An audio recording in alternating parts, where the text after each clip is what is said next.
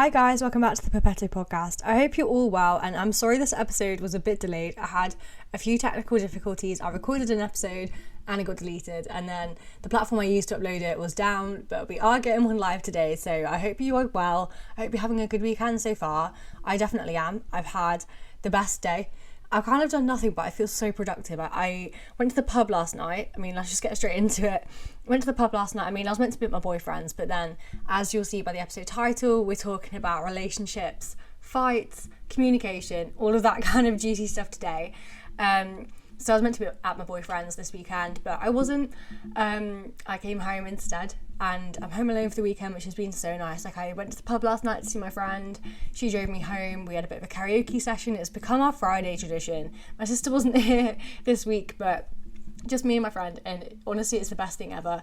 We picked her boyfriend up from town afterwards, and it was 3 a.m. before I went to bed. I did not intend on doing a big session. I only had 4 drinks, so I wasn't that drunk, to be honest.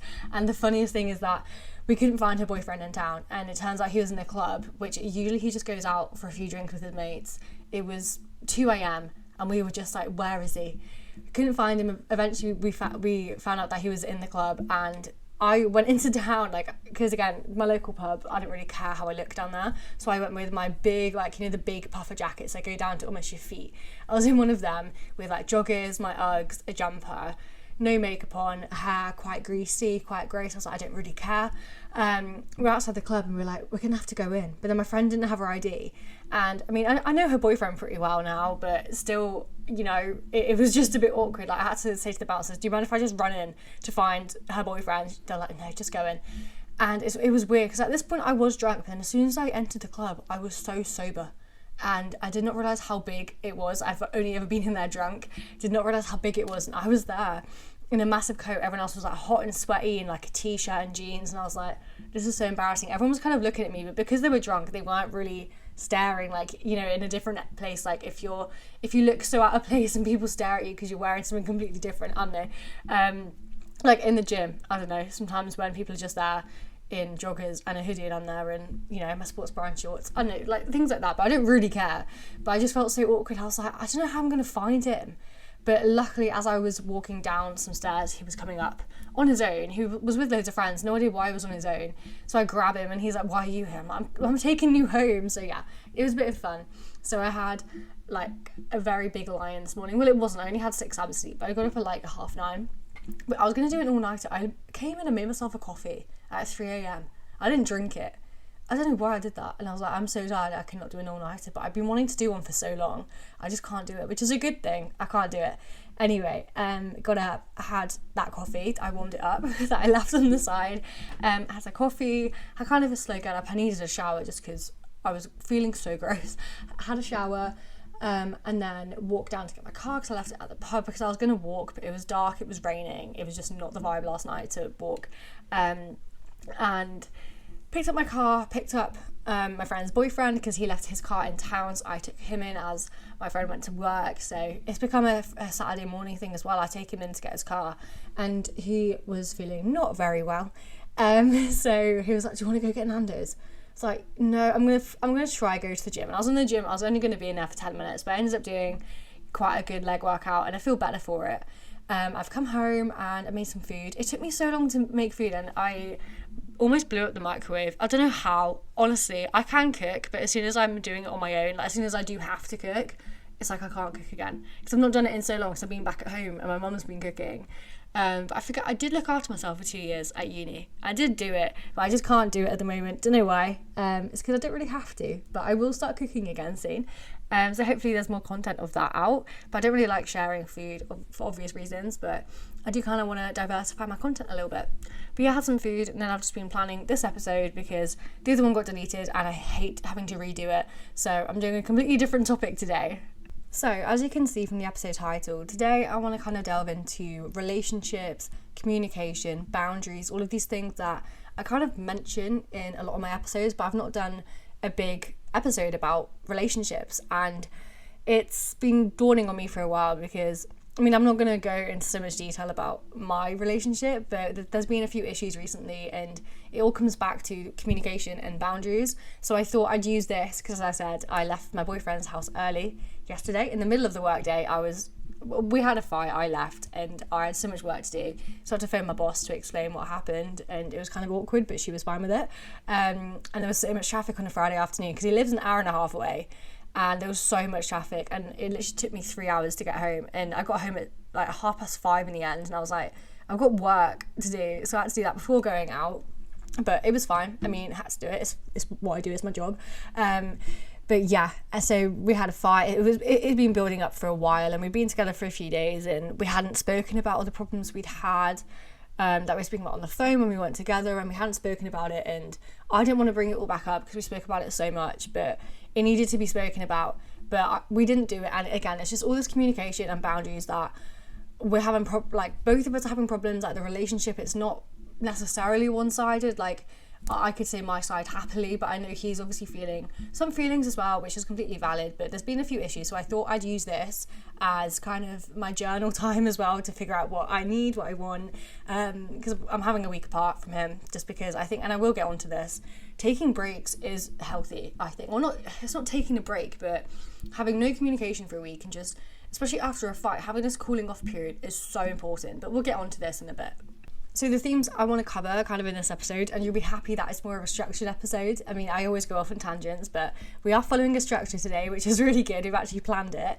But the themes that I want to cover is more this kind of reciprocal relationship idea, compromises, helping each other out, giving and taking, not just one-sided. And I think we all can say that we've all got experience in that kind of thing of it being really one-sided, and you put in more effort in than them. And again, I will get onto this as well, and this is something that I can relate to so much, and this is what's happened in a few of my relationships, and I need to figure out, is that me doing too much? Is it them not putting in effort? Because you know how guys are, that they just don't do effort unless you tell them to. But yeah, I don't really want to slag off guys in this episode either, but I'm just using it from my experience as well.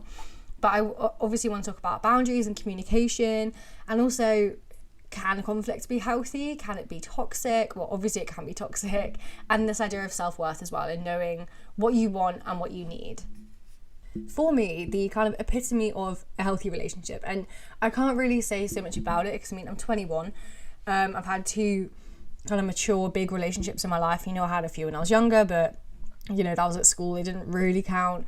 But I've had two like decent sized ones, like the mature relationships, like post 18, when you're an adult kind of thing. So I didn't have tons of experience, but I have learned a lot through self-reflection recently, and there's a lot to unravel with that, but I don't want to bore you with all of my kind of heartbreak with it. So, but the foundation of a healthy relationship to me is what I was saying about having this open communication, having these boundaries in place, and knowing each other's boundaries as well, and respecting them, because it's one thing to acknowledge someone's boundaries, and if I tell my partner, yeah, here's a boundary I need to set in place, like with me, a big one is, there's so many different types of boundaries. Like you can have physical ones, emotional ones, spiritual ones. There's so many like boundaries you can have, and anything can be a boundary. Like an example, and I don't know if anyone else has this, but through my struggles with, again, I'm going to mention my eating disorder, I say it in every episode, but it is quite apt here. Through my struggles, I hate talking about food. That's kind of one thing. Exercise I can talk about, but if I haven't done exercise that day, I don't like talking about it because I feel guilty still. That is something that I still need to work on. But food is one thing, especially when I'm eating. I will slap you if you talk about food. I don't know why the society does it. I've mentioned this before, but I don't know why people do it, and I hate it. And on the other side, my boyfriend, he loves food. He's so into his nutrition. He's a runner. Like, he loves food and he loves talking about food. But a boundary for me, there is absolutely no compromise with it. Unless I start the conversation, and it might be about the dinner we're eating or just one little comment, unless I start the conversation. I know it sounds very hypocritical, but it's such a big thing with me. Don't do it. There is no compromise with it. And I know he's like, I love food so much. I'm like, just no, I don't want to talk about it. Talk about it to someone else, not to me. And that's just one example of a boundary that, it's one thing to acknowledge it, but when you have to keep repeating the same boundary, saying, no, can you please not do that? Can you not do that? And just over and over again, it gets so tiring. You have to also respect them. You have to not agree with them, but you have to live up to it. you have to say, okay, that's my partner's boundary, I can't go there. Or, you know, whatever it is, if it's a physical thing, like they don't like being touched in a certain place, or if they don't like being called a certain thing, like with me, I do not stand shouting as well. That's kind of my biggest thing. If someone raises their voice at me, unless obviously it's like in a fight, you are going to raise voices, but we'll get onto that as well. You are going to raise your voice in a fight. Like, I think that's quite a normal thing. But if someone just like shouts at you, or, you know, makes you feel like you've done something bad when you haven't, or they're taking out their anger on you, I do not stand for that at all. And I know everyone does it from time to time, you know, if you've got aggression in you, if you're anxious, if someone's pissing you off but it's not them and you just take it out on someone else, it does happen. But I still do not stand for it, because I know that I don't do that, or I try not to do that. And again, that's another boundary that I put in place quite early on in this relationship as well, because that's what I dealt with a lot in my last relationship, and I put up with it somehow. I don't know how. So as soon as, I mean, it happened once and it's happened once since, but this is the one boundary that my boyfriend now does really honour. Honour, that's the best word. I mean, I'm on about respect, but honour is also a really big word here. Like, you got to honour it, you got to live up to it. That's one that he really does, which I really do like. Like, he raised his voice at me once when it was a petty thing, like it was him, like he spilled a glass of water over and he couldn't find a towel or something to clean it up, something like that. And then I was laughing, so it was funny, and he was like shouting at me like, don't laugh, it's not funny, but not in like a funny way. It was like a proper shouting. So I started crying and I actually stood up for myself, but then he felt bad and he was trying to be the victim, and it's all of this heavy stuff that I just don't like. I want it to be easy, but relationships are not easy. But moving on from also boundaries, like this healthy relationship idea, you've got to have this mutual respect, not just with boundaries, but for each other, for each other's work life, for what they do, for the friends they have or the friends they don't have, their hobbies. You have to respect it. And I know it sounds weird to respect your partner. I mean, it doesn't, but to me it's like, it's a big word, and you use respect usually with teachers or people older than you and that kind of thing. Or it's not really, you don't think you should respect a friend. I don't know if that makes sense, but I think it just feels too formal or professional to me. But a relationship is kind of like a contract. I mean, I know marriage is a contract, but a relationship is too, like, you both sign up for it. You're both in it until the end. Like, you can't get out of it, you know, until the end. And I really believe that breakup should be mutual unless something bad has happened. But it's something that you have to talk about and have to work through. And that's what I'm trying to do at the moment. Like, I don't want to end things in my relationship, but you've got to weigh up how much effort is it to stay in a relationship over how much effort it is to get out of it. Like, how much heartbreak will you have compared to how much effort you're putting in now. And usually moving on is the best option, because you don't want to go through all of that trauma, the heartbreak, the pain, just like going through it again and again. Like, you don't want to do that. So it's just best to get out. As soon as you're in that headspace where you're like, I need to get out of this relationship, just do it. Because I never do that, and I really should. I should really stop all this pain and this just anger. But, you know, it's different when you love someone, isn't it? It's also this idea of, for like reciprocal relationships, I don't know how to say the noun, reciprocity, I don't know, let's just go with that. Like, being mutual in a relationship, you have to have mutual effort and emotional investment. It's one thing to like both love each other and both love each other as much as the other person, if you always say I love you, or if you don't, or if you both know you love each other. That's what I struggle with. Like, we both know we love each other a lot, but then I don't see that like emotional investment. I am someone who gets so invested in everything, like even the little things that don't even involve me. I get so invested in everything. I think it's a very much our generation thing, especially like us females. We get so emotionally attached to things. Well, I do anyway. So I get attached to relationships, to my partners in a way. And my last relationship, I was so attached. It was kind of this like anxious attachment style. I was so attached, and that's why I couldn't let go, even though it was the most toxic 18 months of my life, and it broke me. And I only realized all of this afterwards. Like, my family had tried to tell me before, and it took me so long to like actually realize it. It was a couple weeks. It wasn't even a couple weeks. It was like the day I broke up with my ex, which was a year ago on Thursday, which is quite weird because I nearly broke up with my current boyfriend on the same day, so that is very weird. But when I broke up with him, I had therapy that day, just by chance, which was the best thing, because it was actually in that session that I broke down. I was like, wait, I've been put through shit, And you only realise it now, like my favourite podcaster, Trin, who does a wellness cafe, I love her. I really want to meet her. Like, I love her episode so much. She just broke up with, well, I don't know if he broke up with her. I mean, I didn't really get involved. Like, I say I'm invested, not when it comes to like social media relationships and other people's lives. I really don't care, to be honest. I used to be, you know, a huge Zoella fan, and she was the first person that I think a lot of our generation got invested in. But I can't be asked for that. There's so many people out there that I just don't want to get attached to, like Molly May and Tommy Fury. Like, people are so upset about that, and obviously I know like people dying, like Liam Payne, like a big celebrity, that is sad, but I'm not gonna like look for Easter eggs, like, and like look for evidence, you know, like the Taylor Swift songs. I'm a huge Swiftie, but especially since I saw her live, I've not been that kind of interested of like, or the surprise songs each night on TikTok. I used to do that before I saw her, but more so I knew which song I'd have, or, you know, I can guess, but I wouldn't make a list and cross them off every night like some people do. Like, I don't get involved that much with people online.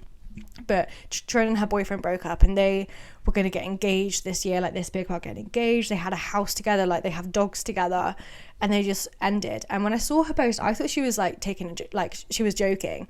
No. And I was just like, okay, relationships can end so easily. And that's what I showed my boyfriend yesterday when I left, because I've threatened leaving a lot of times when I'm with him, and kind of in a childish way, I like pack up my stuff and put it in the car, which I know does not help things, but then because I wait for him to fight back, because he doesn't do it a lot, he kind of just lets me go because he thinks, oh, that's a boundary. I'm like, no, I want you to fight and bring me back. Like, don't let me get in the car, don't let me drive away. And I said, if I get in this car, it's the last time. And I didn't want to do it, but I did. Got in the car, I phoned my dad. I was like, I don't know what I'm doing. I'm just going to leave and not see him again. And he was like, go back in, say you need a week just to think. And then all will be fine, but just say it's not the end. I want a week. Phone me in a week, and you know where I am. You can come over if you're really that arsed about this relationship, because it's this emotional investment, you know, and it's not there, and it pisses me off. So if you're with someone when you just see they're obviously putting in effort, but emotionally they're not, or even if they're not doing either of them, like, it's the bare minimum to like show that they're emotionally invested. I know guys struggle with showing emotions. Like, generically, I guess the stereotype is that guys do struggle with emotions, and from the guys I know in my life, yeah, they all do. And it's like they bottle it up and then they explode, and I guess that works for some people, but in a relationship it can't work.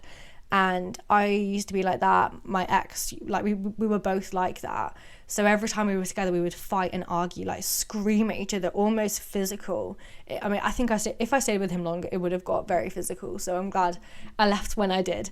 But yeah, we're still in the first section of this episode, so I need to kind of carry on. But yeah, and these kind of red flags, like these one-sided dynamics, like giving and never receiving, that's how I kind of feel at the moment. And it's hard, because you think you love this person and you've tried to tell them so many times what you need, and then you don't get it back, and that really annoys me. And I feel like it's the easiest thing to do in the world, like give a little, take a little. Like, it's just very easy, 50-50, reciprocal, mutual. You've got the respect and the kind of effort from both sides. That's what you need. What I mentioned there as well about knowing what you want, what you deserve, and what you need, that is so important. And it takes so much self-reflection before entering a relationship and during the relationship. People forget that. And what I didn't do this time last year, you know, the kind of 4 months, was it 4 months? Yeah, like the 4 months that I was single, between relationships, which is not a long time. As I said, I had like 2 weeks of being sad, because, you know, you lose, even if it's so toxic, you lose someone who is the biggest part of your life, especially if it was someone who was very narcissistic, a horrible person who didn't let you see your friends. You know, you're spending a lot of time with them, and just you know, someone in general, like, you're always on the phone to them, you're texting them, they are your best friend at the end of the day, even if they're a very toxic best friend. And you lose that person, and it is sad, even if you know they're an absolute prick. But that's kind of what I was. And then I've said before many times this year, actually, that from like December onwards, I was partying every weekend. I was drunk so much. I was just not thriving. Like, I thought I was, but then I remember in February, as I started speaking to my current boyfriend and like going on a few dates with him, I kind of broke down, like, not to him, but in therapy. I was like, I don't want to do this anymore. And I looking back, I think I also meant dating. I was like, I don't want to do it, because I was going on a few dates, getting with a few people, partying. Like, I was just so exhausted, and I just wasn't focusing on my work either. Like, I just moved to a full-time job, and like, because I was in an internship, which was part-time, then I moved to a full-time, like, full role, and I just wasn't focusing on it. I really didn't care about work. If I was hungover the next day, if I partied in the middle of the week, like, I didn't care. And I look back, and that was just such a broken version of me, and that's what relationships can do. But because of that, I didn't do a lot of self-reflection, because as soon as I had that breakdown, kind of the beginning of February, I then moved on into my new relationship really quickly. Like, we made it official in the middle of March, so it was very quick, and I didn't have much time to do the self-reflection. But at the same time, at the start of the relationship I have now, I did put a lot of boundaries in place, as I spoke about earlier. Like, I put a lot of boundaries in place. In my mind, obviously, I'll get onto this as well about communicating your boundaries, but I didn't really communicate them all to him, but to me, when I'm like, okay, if he starts doing this, because again, you kind of know what you know. Like, I'm going to compare to my last relationship, because that was a huge part of my life as well. I was like, okay, if I notice him doing anything that I'm used to kind of getting from someone, I'm walking out of here, or I'm telling him, or I'm going to scream. Like, I made these mental notes, and it does help. But then if you don't communicate those boundaries, they won't know. And it's kind of you waiting to explode on them, because you want to have a shout, you want to have an argument, and that's not healthy either. But you have to allow time, both before and during a relationship, to have self-reflection. And that's why I think this idea of like taking a break, or these calling off periods after fights, and especially when there's like a really busy time in your life where obviously your partner should come first. And again, this is something that I don't feel is true. Like, I always put my relationships first. Obviously, I put myself first to an extent, but then the people in your life, like your partner should come first. Like, yeah, okay, you've got your family, your parents, whatever, but your partner should come first, because that's the person you're going to hopefully spend the rest of your life with, if you're thinking it in that way. And that's how I think of relationships now that I'm a little bit older. I want to get married when I'm 25, and yeah, that's a huge expectation to uphold, and I know I will be feeling really bad if I'm not. I get to 26, 27, I'm still not married. I'm going to be like, what am I doing? Which is such a bad expectation, but that's what I've always dreamt of since I was like a little girl. I've always wanted to be married when I was 25, kids like late 20s, early 30s, but I want that kind of long marriage, kind of like not a long engagement, but I want to be married for like a few years, like 5-6 years before I have kids, because I want that married life, and that's what I'm really looking forward to. But these are expectations, and these are things I do talk about with my boyfriend, but I know it's not going to happen.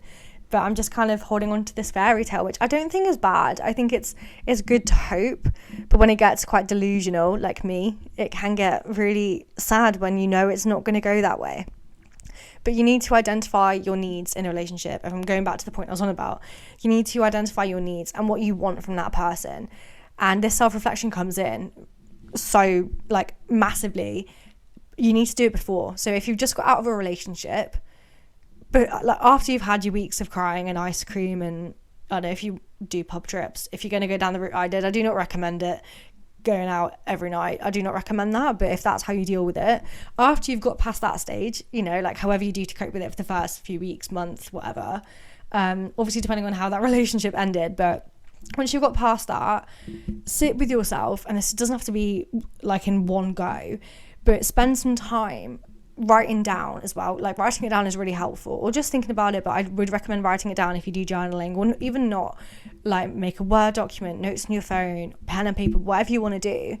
Write down what you want from your next partner, because, you know, a lot of the time we swear off men or swear off people as soon as like there's a bad relationship, and not all people are bad, but if you've had a couple relationships that are bad, you're like, wait, is it me? Or you just think, okay, all guys are shit, like I don't want to be with anyone ever again.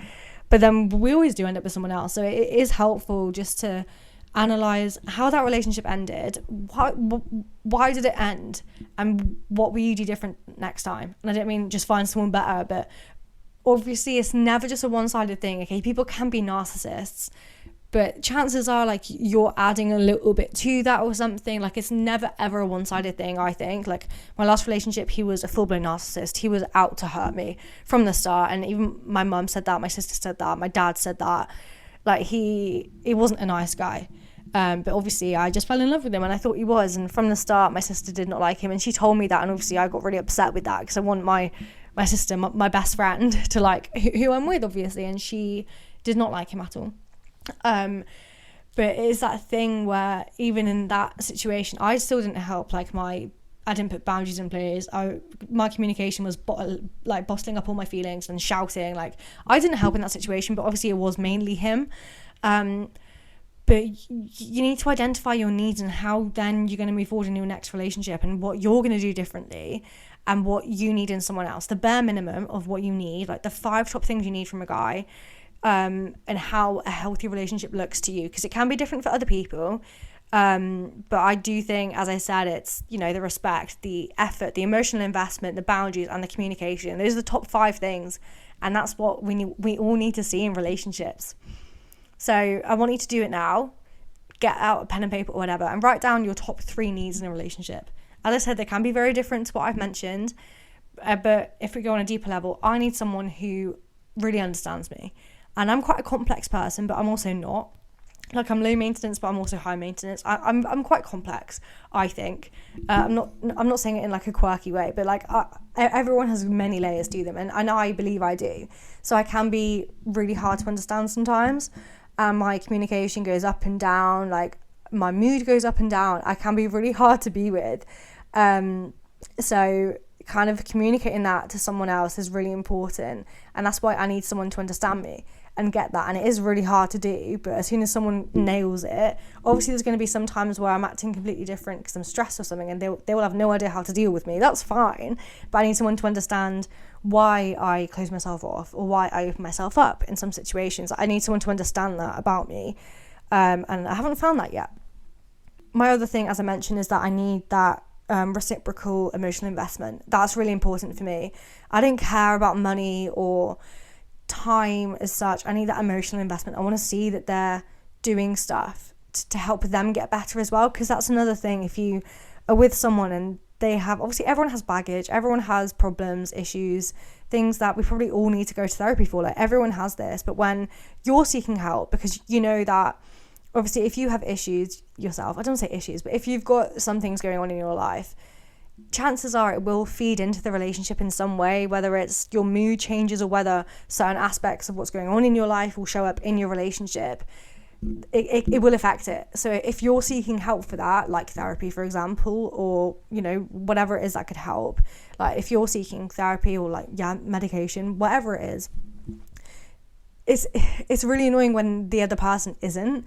Obviously, you can never force someone to deal with their emotions to get help, but when you're constantly having to tell them, like, please, can you get therapy, or have you thought about therapy, and they just shut you down, it's so draining when you're putting so much effort in to healing yourself to better the relationship. Obviously, that should not be your like main reason for getting help with your issues. Absolutely not. It's obviously to help yourself, but obviously like a secondary kind of reason, it will help the relationship, and that's what I'm kind of doing it for as well at the moment. I want this relationship to work, so I'm putting the effort in to make sure I'm okay as me, and then am I okay in the relationship? Like that's another thing entirely, which is why I'm spending this week to kind of analyse this and analyse what I want, what I need, and what I deserve in a way as well. But when the other person isn't seeking the help, it can make you feel like it's very one-sided, and I hate the one-sided things. I've dealt with that with so many of my friendships my whole life as well, and I just don't have time for it anymore.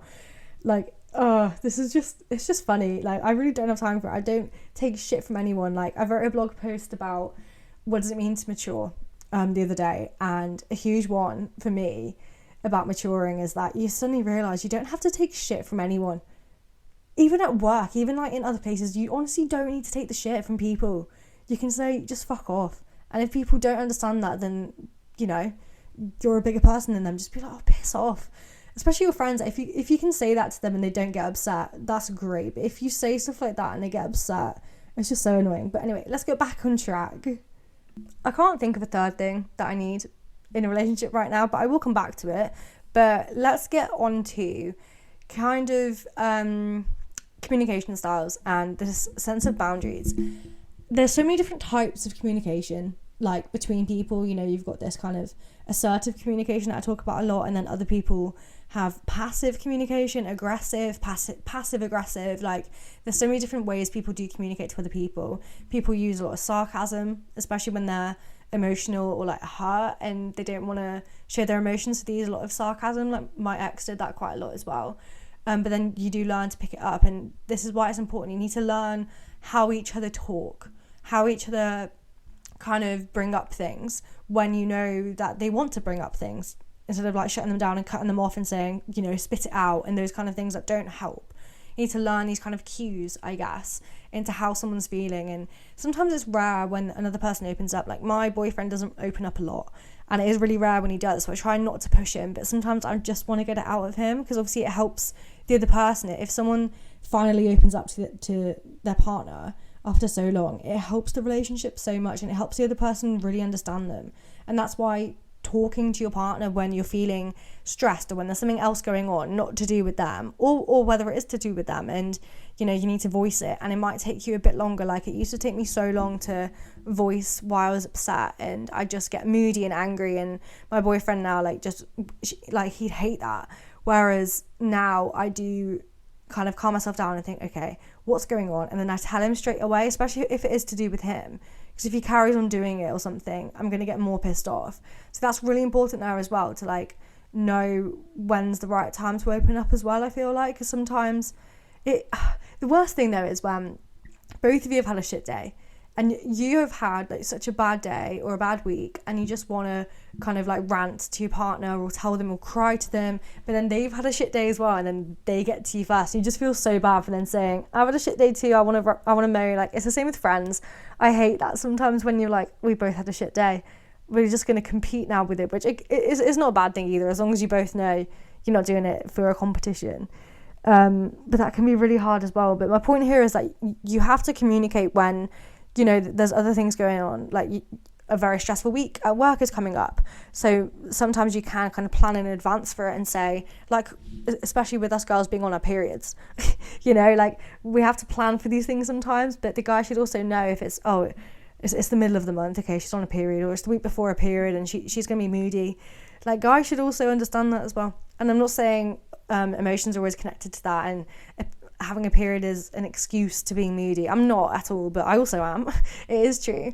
But it's, if you can plan in advance when you know there's going to be a really stressful week coming up, or, you know, it's like the anniversary of your like grandparents dying or stuff like this, when you know it's going to be a really hard day, if you can open up, and if you've like told them about it before and you feel comfortable, which is obviously a huge thing as well, you have to feel comfortable with it. So as soon as you feel comfortable enough to open up about something and say, look, next week is, you know, on this day, I'm going to be sad, I'm going to be a bit MIA, I do this usually on this day each year, that kind of thing. Like tell them. You don't have to go into so much detail, and they should respect how much you tell them as well. Like it's about this kind of honouring people's communication, I guess is the best way to put it, and making sure you know how and why they communicate the way they do. Obviously people can work on it, and I work on it every day. Like I do try and do that, and obviously it comes through practice and comes from doing it. There's so much you can do. There's only so much you can do sat in a bedroom with your journal each night. It's not seeing anyone. You got to practice it sometimes. You cannot be like the most self-improvement guru unless you go out and learn. Which can be hard when you're first getting into this journey, because all you want to do is just work on yourself, but you need to do that in real time as well. But you need to know again when your partner might be going through a difficult time, and if you can plan, great. If not, like if you've come back from work and you've had a shit day, just say, look, I've had a shit day, I don't really want to talk, let's just put a film on, that kind of thing. It's when you don't recognise that you're in a moody like point in your life, like especially it can be hard, like if you don't see how stressed you are or whatever other emotions, like you can't see that there's something affecting you in your life, that can be hard too, because then you finally realise it, and then you've already kind of done the damage on the other person. As much as obviously your shit is your shit, it does go on to the other person whether you want it to or not, whether that's you opening up to them and kind of putting it on them, not in a bad way, but kind of just kind of putting it on them, or it's kind of like you're taking it out on them, or it can be very kind of subconscious, or it can be very conscious as well. So just be careful of doing that as well. Again, you might have to compromise with this kind of thing, especially with communication styles. You might have to kind of meet in the middle. If you're both got very different communication styles, you might need to find a way to like look after both. Like if one person's really sarcastic in an argument and the other person just wants to shout or cry, you've got to find a way to make that work, because arguments, as I'll go on to in a second, arguments are important, but it's the way you do it obviously that matters the most. But as I said, you're going to have to compromise. But then again, if you find yourself compromising more than they are, or more than you can handle, like you're taking all their shit from them, or you're having to change a lot about yourself for them and they're not doing the same for you in other areas, it's just best to leave at that point. There's not much you can do if it's, again, this one-sided thing when you're like trying so hard to compromise and the other person doesn't know how to. It's so painful, and you can say as much as you want, like, you know, like trying to get them to compromise, like, please can you do this for me, and if they say no, and if they don't, or not even that, if they don't even recognise why you're asking them, that's another thing entirely as well. As I said about arguments being kind of healthy, this is the next kind of bit I want to talk about. Conflict can be growth for both you and the relationship.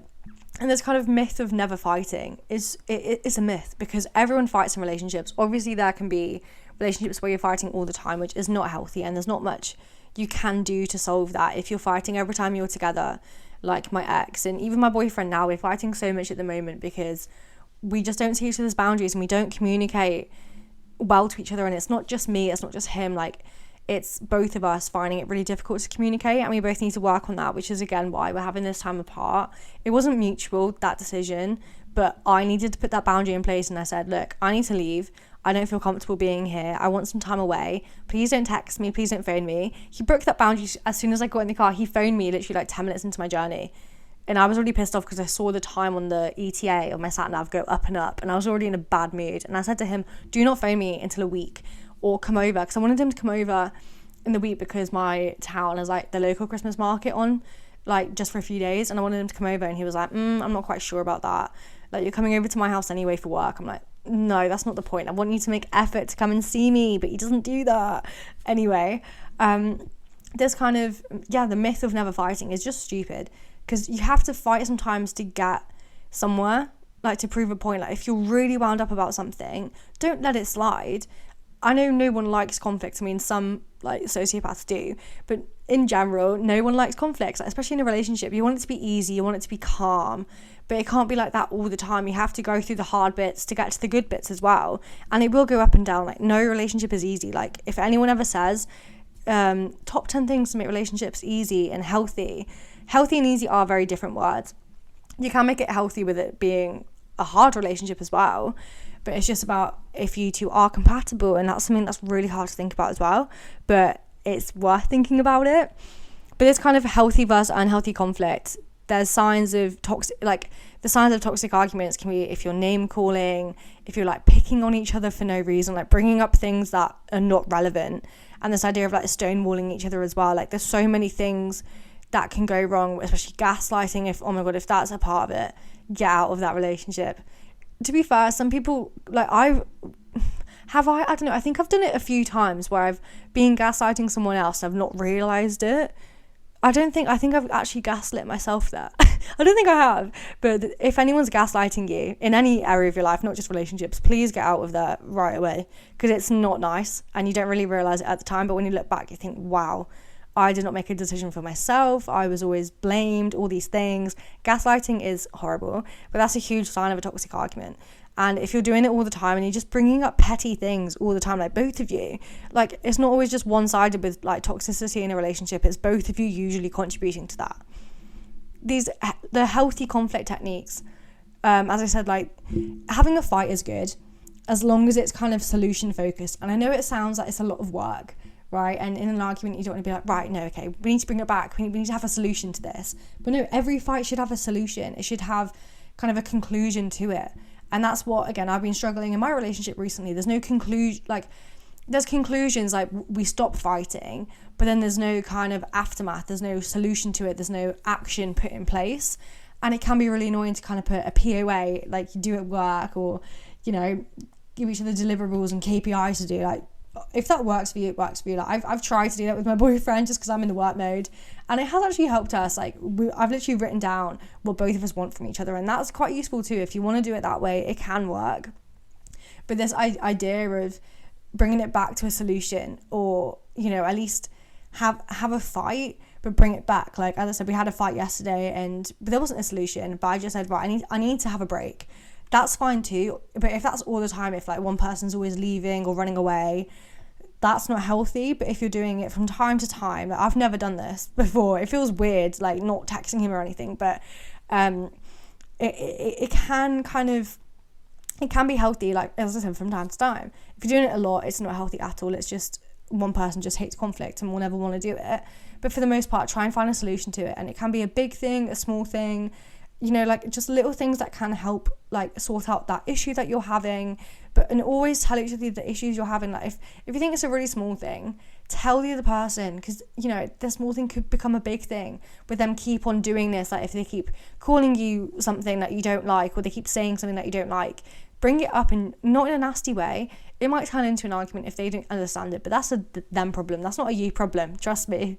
And it's all good and true until you come to the point where you are in an argument. Like you can practice all this kind of assertive communication and solution focused arguing, but until you're in the argument, all of that can just like slip your mind, and you just want to shout and scream. And sometimes you need to do that to get a message across. Like that's what I did yesterday. I was like, right, this is the last straw. If I leave, it's done. Like I think I was trying to scare him a bit, but I also, the power I had in actually leaving, sometimes you need to just like shake them a bit to make them realize what they're doing. I know it sounds like a really mean way of doing it, and it is a bit cruel, but sometimes, especially with guys, like it just doesn't get through their head what they're doing. Sometimes they think it's petty, that you're overreacting. That's another thing entirely as well. If your partner is saying that you're overreacting or that you're dramatic a lot of the time, using lyrics from Narcissist by Avery, don't know her last name, Anna I want to say. Anyway, I love her song. That song was the most played song on my Spotify last year, and I think we all know why. Great song. But if someone's saying that you're so dramatic, you're overreacting, you're over emotional all the time, that is so toxic. When you can overreact, you can be dramatic, and I'm quite a dramatic person, but there's no smoke without fire. You know, I don't make things up just to start an argument. Yeah, I might kind of read into things from time to time, but there's always something to read into, you know what I mean? And sometimes people don't see that. Like, yeah, sure, I can just be overreacting, and that does happen a few times where I misread a situation and then like have a full-blown meltdown about it. That's fine too from time to time, but I do it a lot, and that's what I'm working on, and that's the difference. I want to work on it to better myself in order to better the relationship as well. It's a two-sided thing. It always is. Like, yeah, you are the main priority in your life, but then you have to prioritize your partner as well. So if it's like a double thing, like, right, I want to help this relationship, I can also help myself at the same time. Like, it can be a double-edged thing that is like mutually beneficial, but you both have to work on things. Like, it's never one-sided, as I always say. But I do think I do handle conflict better now. I do cry when there's loads of conflict. I do that just because I get so frustrated. But I do calm myself down and think, okay, what am I doing in the situation? How can I be mature about it? And again, I kind of related back to like being professional in the workplace. Like, how can you be professional and mature in that situation instead of just having a screaming match? As I said, screaming at each other can be healthy. I don't want to say healthy. It can make you feel better. As long as, again, you both kind of make up afterwards. Like, you're not always going to make up after every fight. You know, it's not just like, oh, yeah, let's have a compromise, or let's just agree to disagree. No, you need to understand each other's problems and issues. And as soon as, or like the quicker you do that, the better as well. You don't want things hanging over your head, because that's where I am right now, and I don't like it. I hate unfinished business. I really do. Another kind of smaller topic I wanted to quickly mention as well, because I've realised this episode is getting quite long, but I do have a lot to say. It's the idea of self-worth and this idea of not feeling good enough in a relationship. It can be really difficult, especially when things like jealousy gets involved and comparison between each other as well. Like, there's so many insecurities people have, and you need to address these insecurities with each other. Like, if you have a big insecurity, you need to tell them that, otherwise it's going to keep getting worse, and it's going to go down this spiraling path that you just don't want to go through.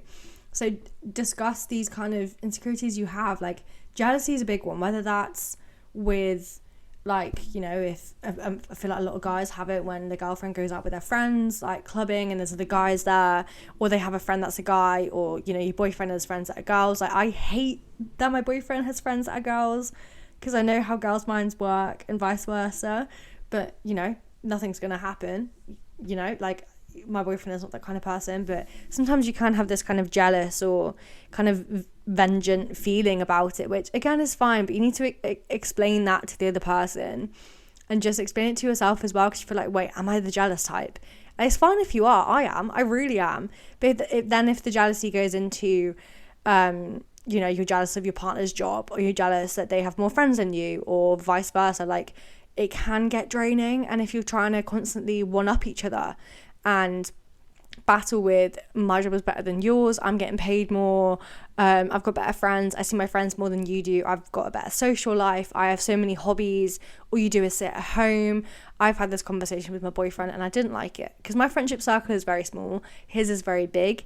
I don't have a lot of hobbies. I kind of work and that's it, and just sit in my room, play Minecraft or watching Netflix. Like, that's what I like to do, because I used to have so many hobbies and so many tasks and just so much going on. At the moment, it's just I work my 9 to 5 and that's my life, and I really don't care. I don't really see my friends. As I said, I see my one friend who works in the pub like at least twice a week. That's kind of all I see, unless, you know, my friends are back from uni, because everyone's still all over the country at the moment, so it is hard to see them. But I don't mind that. And when someone's constantly telling you that you have no friends and you have no hobbies, it can get kind of, I mean, I'm ignoring it because that's how I like my life right now. I like to have a very simple life where it's just work. I really love that. I love it. It's working for me. But when someone's like putting you down for it, I hate that. Like, I can't really change it. Like, yeah, I can get hobbies, but I'm not going to go out and make new friends. Like, I'm not going to do that just to make the other person feel better. But so when the jealousy and the comparison gets to that point where it's not just about, oh, like, they've got friends that are girls or whatever, if it gets to more about, yeah, this jealousy with what job they have and that kind of thing, it can get draining. No, it will get draining for both sides as well. If the other person's trying to beat the other person, like, it's always a competition. Like, I'm sure we've all had friends like that who make everything a competition and they one up everything. Like, I remember telling my friend a really deep story and then they counteracted it with another deep story. Sometimes it does help the situation when you're having a breakdown and someone says, I've been there before. But in that situation, if you're that person saying, I've been there before, don't go on about what you went through unless that person asks you. Just say, yeah, it's shit, isn't it? Don't go on about it and then one up the other person's like trauma. I hate that. Like, I had a friend that did that and I hated it so much. It really, really got to me. So I just didn't speak to them again. But yeah, this kind of feeling of self-worth as well. If your partner is pushing you down and making you feel small with things I've just mentioned, address it with them or just leave the relationship. Like, people, I mean, I'm being hypocritical when I say this, but people don't realize that you can just leave. You know, you're not signed into anything. You know, I know marriage is a bit different, but a relationship is purely emotional. It, you know, obviously it's sexual, it's intimate, there's a lot of components that go into a relationship, but you've not signed anything to be with them. You can literally leave. If you're that sad, if you're that upset every time you're with them, if you fight all the time, you don't always need an explanation. You can just leave. I mean, I would always say, as I said, like, try and have a mutual breakup if you can. Try and explain to them, because you don't want them, as much as, you know, if you're really hurt and you just want to be on your own and you just don't want to see them again, don't text them that you don't want to see them again. But also it can be easier for you to just rip that band-aid off and just leave. But if you're anything like me, and I hope a lot of people are, you know, we care about other people's feelings. So you don't just want to say, see ya, which is what I almost did yesterday. And I did momentarily, but then I took it back because I knew that he'd be like, wait, what the fuck just happened? So that you do have to, like, have the other person's feelings in your mind. But again, if they've done something to piss you off, like multiple things, and you've told them this, or they've cheated on you, or something bad has happened, you know, just leave. You don't have to stay there. Like, there's nothing keeping you there. It's different, obviously, if you're sharing a house or apartment together, if you've got dogs or kids or whatever it is. You know, I know it is difficult, but if it's literally just you and your partner, and, you know, you don't live together, it's just so easy to do it. And it scares me how easy it is. Like, yesterday, that's why I showed my boyfriend. I showed him how easy it is for us to end. And the fact that he didn't fight for it. He was stood on the doorstep. I was in my car, and he didn't do anything other than he stood behind my car for literally half a second to stop me from leaving, but then, like, moved away as soon as I started reversing. Like, he didn't, obviously I wouldn't want him to get run over for me, but he barely did anything. And when I said that, he was like, I stood behind your car, yeah, for like half a second, and it didn't really do anything, did it? And he, like, banged on my, like, car door and I was like, what are you doing? Like, I'm leaving, like, go away. And some people can't accept that as well. If your partner as well can't take criticism, that's a big thing. And I'm kind of struggling with this at the moment as well. Like, if you are trying to help them better themselves, not pushing it down their throat, but obviously if you have issues with them and they're doing something that you don't like, you know, tell them that. And if they find it so hard to take it, that is so draining, because again, I'm going through that at the moment, and it's just like, can't you just say, okay, I'm sorry that you feel that way, I'll work on it, not I'll try and work on it. That phrase annoys me. They're like, oh, I'll try harder, I'm trying as hard as I can. I'm like, you're not though. Sometimes, you know, people try so hard and they can't be the person the other person wants them to be, and it's sad, but I get it. But you can also tell when someone's not trying hard enough or not trying at all. Like, you can tell that, and it's not hard either. It's quite easy to like see that with other people.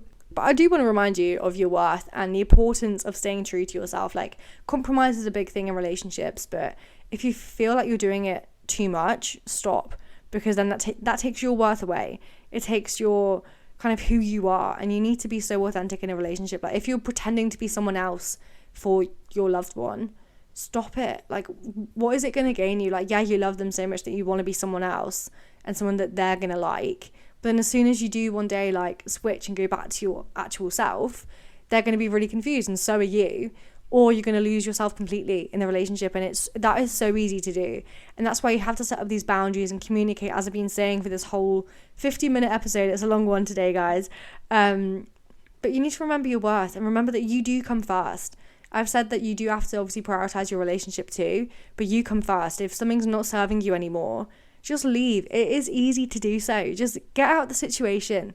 You know, it's going to hurt them more than it's going to hurt you.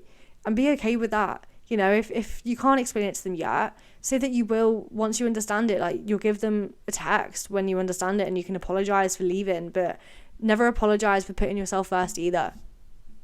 Before I wrap up this episode, I just want to talk about 3 kind of smaller things that don't really deserve their own kind of like topic in this episode. But a big thing in relationships as well is that the little things do matter, and how these small acts of kindness and love and like showing that you love the other person, it can build the trust and the intimacy over time in the relationship. And again, it comes back to effort. These little things like buying someone lunch, or it's not even about money, just cuddling with them after sex. Like, that's a huge thing that guys don't do. Stuff like this, or like stuff that you know that will really cheer the other person up. Like, if you're in a shop, like, buy their favorite chocolate bar. Again, it doesn't have to be money, but stuff like that does matter as well. Or just go over to their house and surprise them. Like, be spontaneous with it as well. Like, don't have to plan every time you see each other. Like, be spontaneous as well. Do something that will make them really happy and kind of under the radar, but you know, you haven't planned it, or you've planned it with their family to show up, or stuff like this. Like, it doesn't happen a lot in relationships, or at least the relationships I've been in. Like, I've only ever received one like bouquet of flowers. I can't smell. I've got no sense of smell. I think I have mentioned that before, but I can't smell. So getting me flowers isn't like the best thing that you can do, or like a candle. But it's still a nice thing. And I got that flowers on my anniversary with my ex, but that was it. I've never received flowers from anyone else. And like, I don't expect it, you know, but sometimes you're like, I kind of do. I expect something. But these like little things, it's not obviously the boyfriend doing it either. It's, you've got to do it too. And just, I don't know, but again, if someone's having a shit day, show up at their house, cook them dinner, get them a drink. Like, if you're together and someone's having a cry, like, go make them their favorite drink, like their favorite tea, their favorite coffee, go out and get their favorite Starbucks drink, that kind of thing. Like, whatever it is that will help them in that situation, just to calm them down, or just show them that you care enough to like go walk to the shop when it's raining down the road just to get them more hot chocolate powder or something like that. Like, things like that do really matter to the other person. Another thing is emotional availability. Recognizing when someone isn't emotionally ready for a relationship, and why you shouldn't settle and take all the crap off someone else as well. That's really important. And I know there's 2 things there, but emotional availability can also change in a relationship.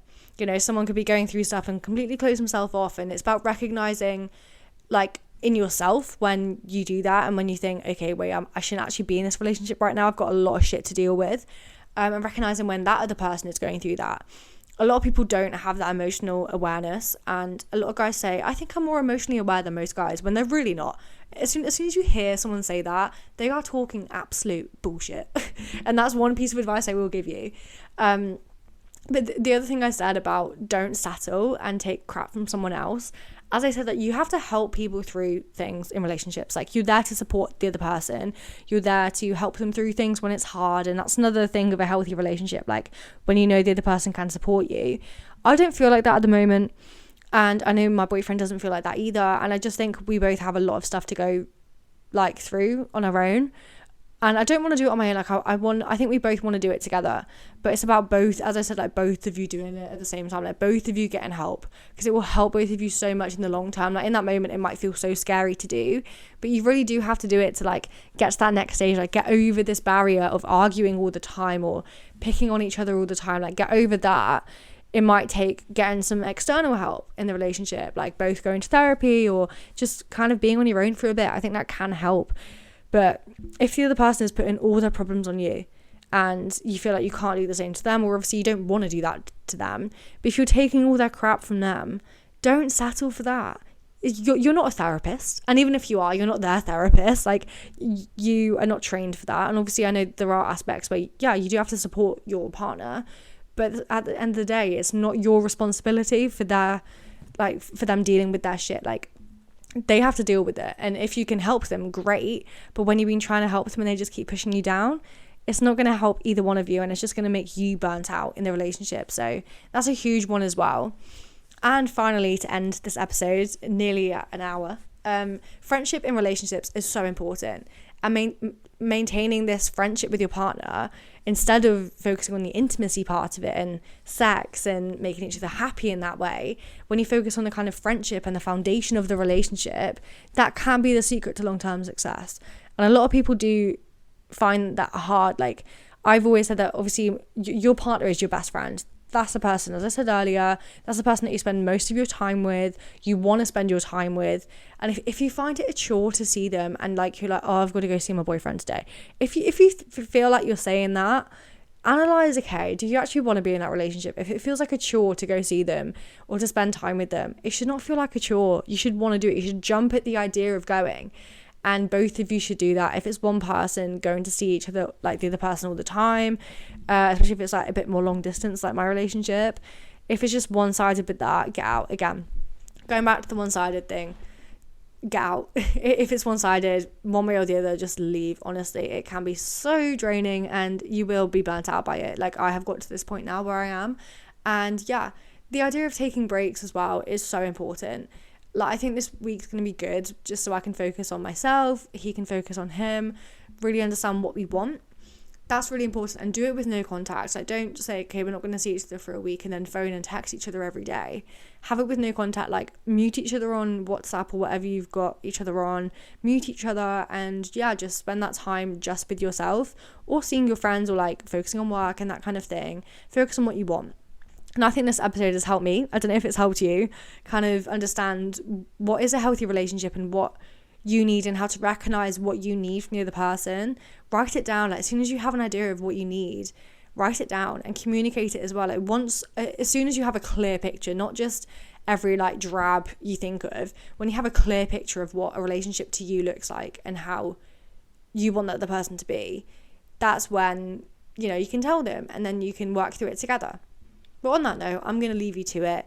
It is a Saturday, so enjoy your weekend. If you're doing anything nice, let me know. I mean, the storm going on in the UK right now is a bit disheartening. It was snowing all week and I was in such a good mood, but then that got ruined. So very quickly that got ruined. So it's so easy, as you can see, like your mood can go down. In relationships, your mood will go up and down. Not your love, but your investment and you caring for the other person, even like that will go up and down when you're like, I just can't be asked at this moment in time. Doesn't mean you have to leave the relationship, but do think about what's best for you. It can be hard when you're like, I'm going to hurt the other person if I leave, but you've got to do what's best for you in those situations. Prioritize your relationship as well, but obviously put yourself first. So on that note, I hope you have a great afternoon, evening, whatever you're doing, and I'll speak to you very soon. And my guests that I was on about, they will be live on the podcast in the new year now. Time has run away from me, so look out for them early January when we can get those episodes recorded. And yeah, looking forward to speaking to you guys soon. And please rate, review, share this episode with people or your partner who might need to hear this. But yeah, have a great night and I'll speak to you soon. Bye.